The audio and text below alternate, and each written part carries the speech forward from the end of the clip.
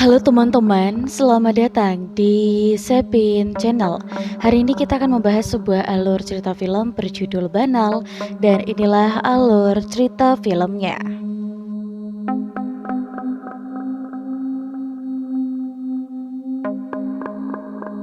Sebelum film dimulai, kita diperlihatkan dahulu tulisan dari cerita yang sebenarnya. Pada tahun 2004, terjadi kebakaran besar yang membakar hutan di pegunungan terpencil di daerah Luchon Utara. Gunung itu populer untuk para pendaki dan para peziarah. Untuk sebagian orang percaya, jika mereka bisa sampai ke puncak gunung, segala keinginan yang ada di dunia bisa terkabulkan. Namun dari insiden kebakaran hutan tersebut, sampai kini masih belum diketahui penyebabnya. Di hutan itu kita diperlihatkan ada seorang pendaki wanita. Dia sedang mencari Ian, temannya. Karena ketakutan berada sendirian di sana, dia pun mencoba memanggil temannya itu. Ian sengaja untuk menjahilinya, tapi tiba-tiba saja terlihat ada seekor anjing. Anjing itu terus menggonggong ke arah mereka. Mereka tidak tahu anjing siapa yang ada di sana, karena terlihat itu seperti bukan anjing liar.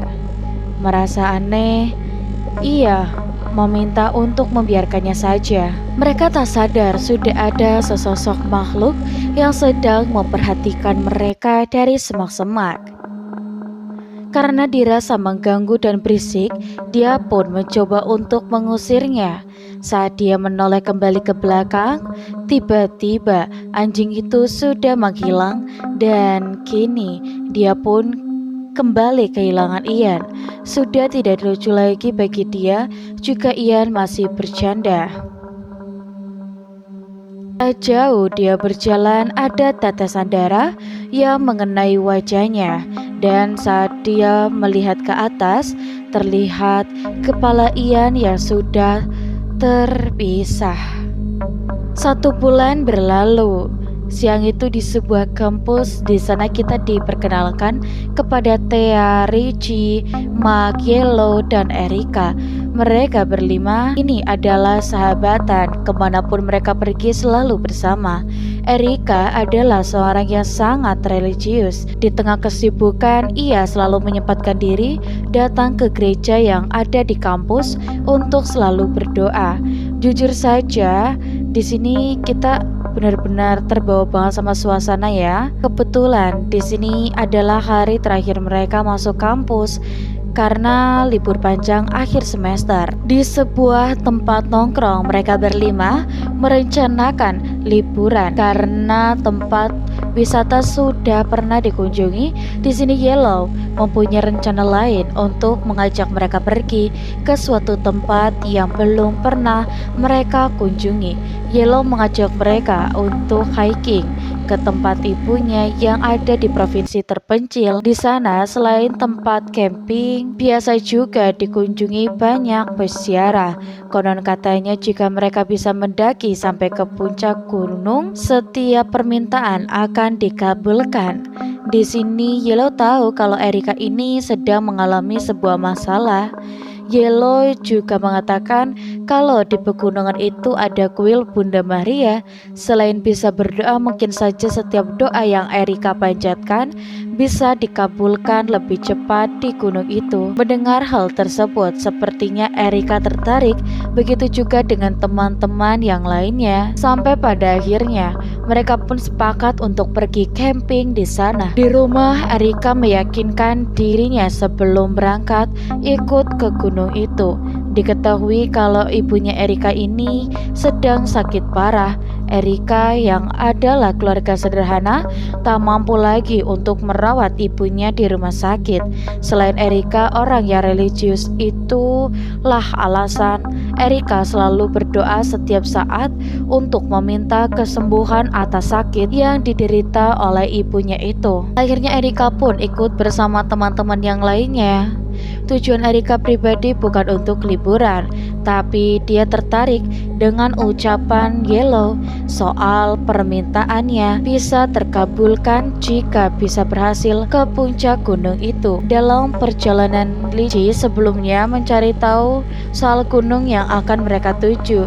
Dia menceritakan kalau gunung itu adalah tempat suci yang biasanya para dukun selalu datang ke sana dan juga menjadi tempat bersemayamnya roh leluhur Dewi Tumau. Untuk antisipasi, Richie prepare membawa suar jika keadaan darurat. Setelah perjalanan yang jauh dan memakan waktu berjam-jam, sampailah mereka di kaki gunung Awanggan, titik awal sebelum mereka naik ke puncak gunung itu. Sebelumnya mereka harus daftar terlebih dahulu.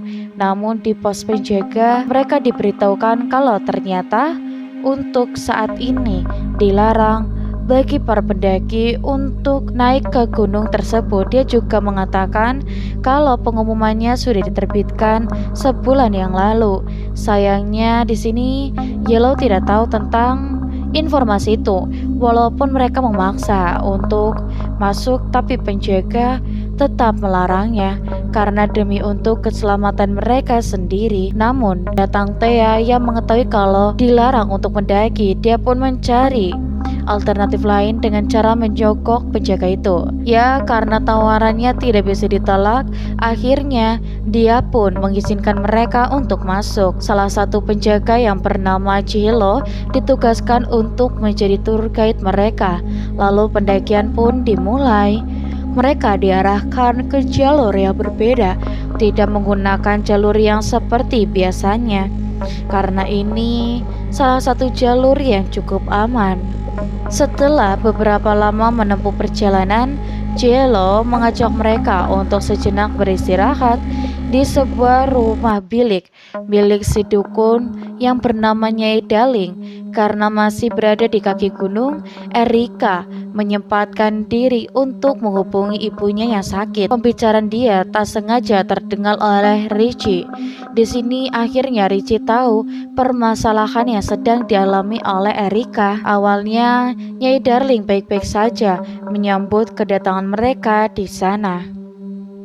Namun saat Erika datang, tiba-tiba wajahnya Nyai Darling berubah. Nyai Daling meminta kepada Cielo untuk jangan naik ke gunung. Nyai Daling seperti tahu akan ada mara bahaya yang sedang menunggu mereka. Tapi kala itu Cielo sendiri malah tidak mendengarkan peringatan Nyai Daling dan mengajak anak-anak untuk melanjutkan pendakiannya. Bahkan sendiri malah menganggap kalau Nyai Daling hanya menakut-nakuti mereka saja. Di tengah perjalanan, Thea yang tiba-tiba saja mules ingin puker. Sampai di sini mata mereka masih aman dan tidak ketakutan sama sekali. Thea pun merasa biasa-biasa saja saat mencari tempat untuk dia boker. Di sini kameramen yang menang banyak ya. Thea yang sedang fokus ke satu masalahnya, namun dia terganggu dengan banyak lalat yang mengerumuninya sampai dia terpleset oleh kotoran dia sendiri. Tapi justru dia melihat sudah ada bangkai di sana. Cielo yang melihat itu pun kini menjadi sangat ketakutan karena itu adalah sebuah pertanda buruk dan dia pun mengajak mereka untuk kembali dan tentu saja mereka tidak mau untuk kembali pulang, apalagi Thea yang paling vokal. Di sini mereka pun berunding, tapi dengan kesepakatan yang bersama, mereka pun akan melanjutkan pendakian dan Richie juga yang membawa peta, jadi mereka tidak akan tersesat di sana.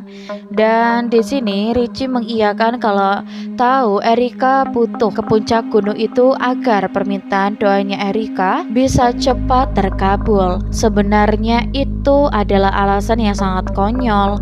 Cielo yang sudah tidak bisa melarang mereka dan Jero juga yang sudah tidak bisa mengantarkan mereka. Tapi di sini dia hanya bisa mengantarkan sampai ke pos pertengahan saja. Selanjutnya mereka berlimalah yang memutuskan dalam pendakian ke puncak sambil mengarahkan pedang mereka kalau di jalur ini mereka nantinya akan menemui sebuah gua, karena itulah jalur yang benar menuju ke puncak gunung. Dan tibalah mereka di depan goa. Banyak bekas jejak pendaki yang pernah melalui jalur tersebut.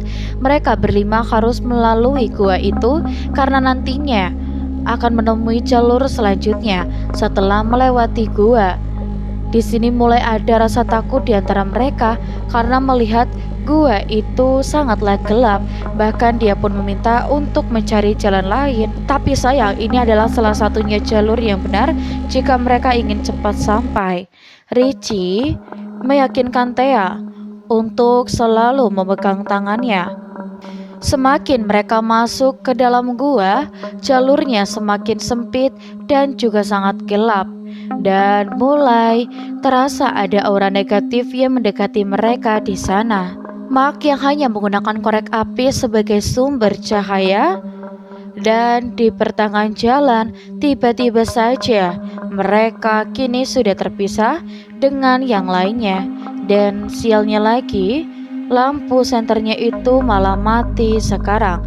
Richie mencoba akan memperbaiki, namun justru dia malah terpisah dari genggamannya Thea. Dan Mark yang masih fokus ke depan tak sadar sudah ada kuntilanak di sampingnya. Sementara Thea pun kini sendirian sekarang, mencoba menemui salah satu orang tapi tidak ada jawaban. Dia hanya bisa merangkak perlahan sambil meraba bebatuan. Mark masih sibuk dengan korek apinya, namun tiba-tiba saja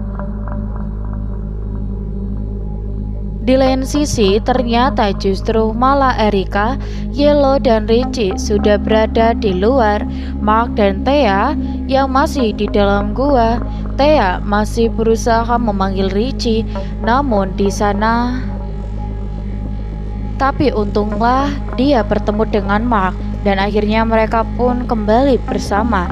Dan apa yang dilihat Thea dalam gua itu, mereka justru tidak mempercayainya, malah menganggap Thea hanya berhalusinasi saja. Dan disinilah mulai terdengar suara dan Thea yang ingin ngotot kembali pulang, namun sayang tidak ada jalan untuk kembali. Jalan satu-satunya untuk pulang yaitu mereka harus melalui puncak gunung, dan di sana ada jalur setapak untuk kembali. Karena yang mereka lalui sekarang adalah jalur yang berbeda dari yang seharusnya. Setelah beberapa saat berjalan, kini mereka menemukan seperti orang-orangan yang terbuat dari ranting yang sengaja dipasangkan di beberapa pohon. Dan tapi saat itu mereka berpikiran mungkin hanyalah tanda dari pendaki terdahulu saja. Perjalanan pun dilanjutkan dengan arahan dari peta yang dibawa oleh Richie. Namun justru kini mereka kembali menemukan tempat itu lagi. Sudah hal biasa, itulah pentingnya kita membawa kompas jika berada di dalam hutan.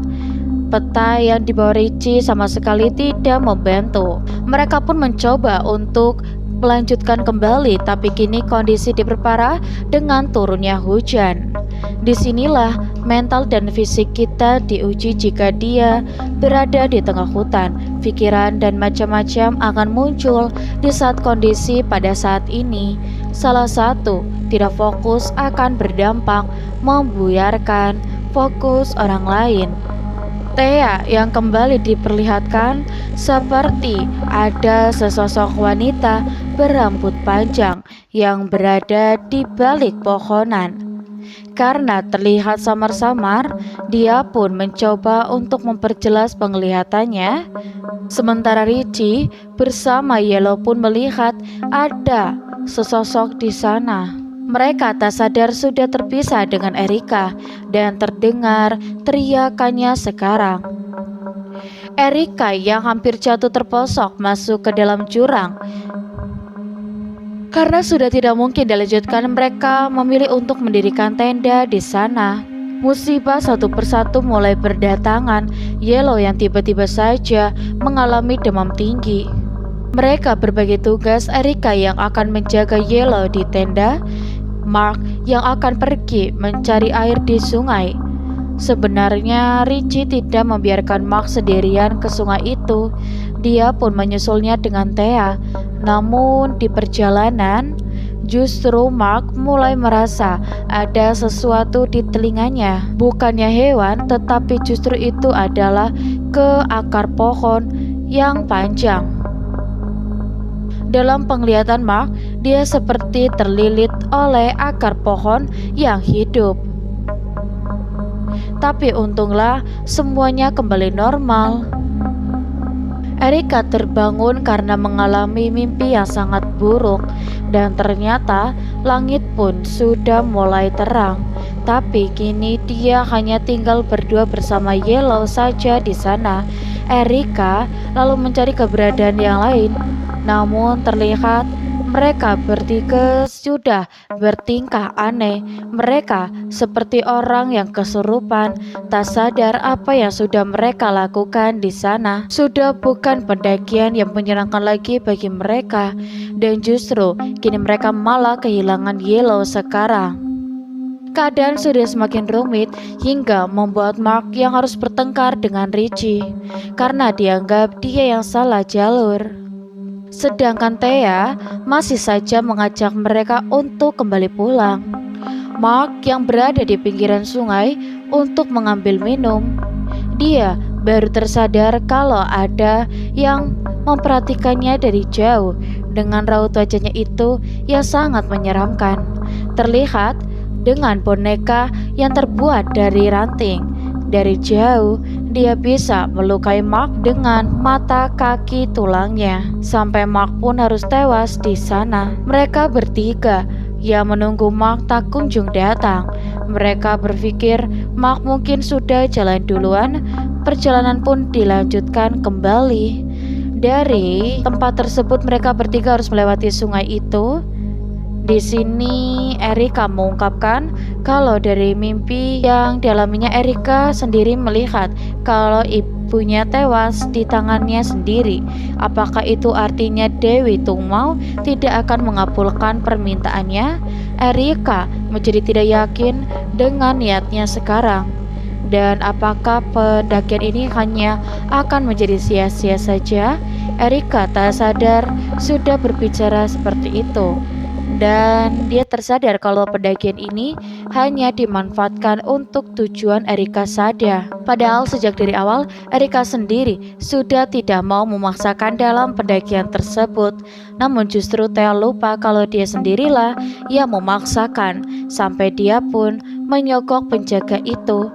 Erika mengotot agar tetap melanjutkan karena merasa sudah terlanjur ada di pertengahan jalan. Dan tak hanya itu, justru untuk jalan kembali pulang hanya ada di seberang setelah mereka melalui puncak gunung.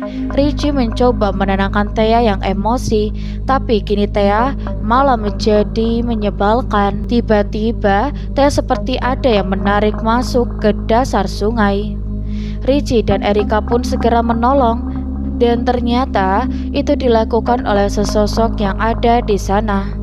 Thea menjadi korban selanjutnya. Sekuat apapun Richie menolong, tapi tak akan bisa menghentikan untuk kutukan tersebut. Kini tinggal hanya penyesalan dan saling menyalahkan diri sendiri. Tersisa tinggal mereka berdua sekarang.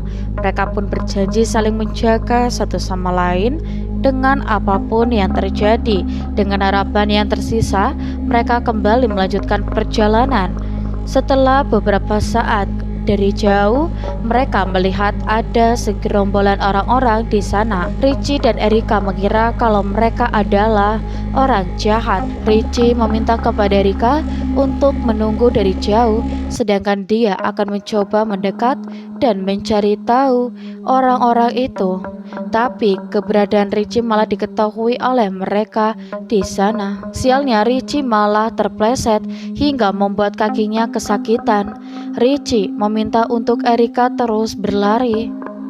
Richie salah, justru mereka adalah orang-orang baik yang akan menolong Erika.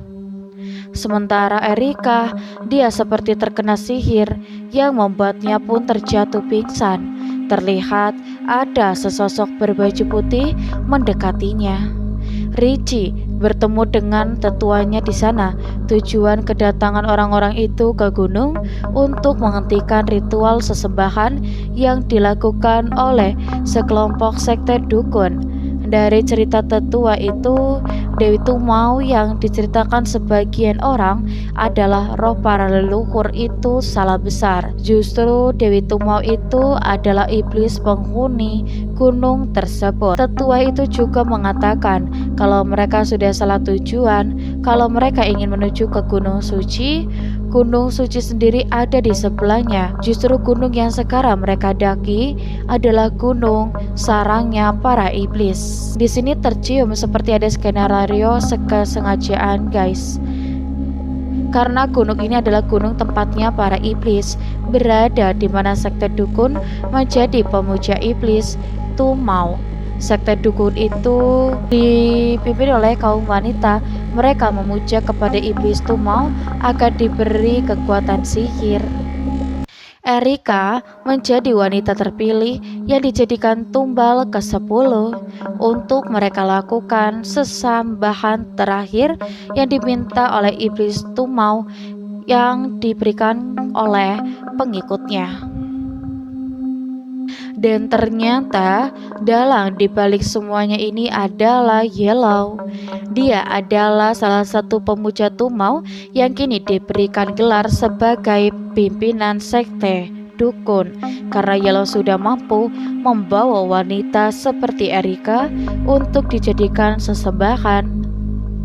Di sini tetua mengumpulkan orang-orang pemberani untuk menghancurkan sekte tersebut, untuk menggagalkan sesembahan ke-10 mereka, karena jika sampai terlambat, kekuatan mereka akan bertambah dan itu akan sulit untuk dilawan.